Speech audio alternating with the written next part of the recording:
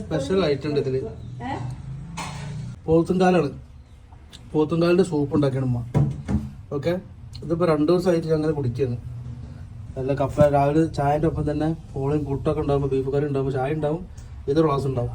കണ്ടില്ലേ, നല്ല നെയ്യിന്റെ നല്ലൊരു ചുവയുണ്ട് ഇതില് സൂപ്പില്. അപ്പൊ ഇത് എത്ര ദിവസം കുടിക്കണം? അത് 7 നേരം കുടിച്ചാൽ മതി അല്ലേ?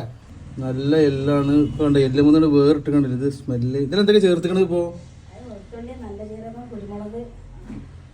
വെളുത്തുള്ളി, നല്ല ജീരകം, കുരുമുളക്, ഉപ്പ്, മഞ്ഞപ്പൊടി, ഉള്ളൂ.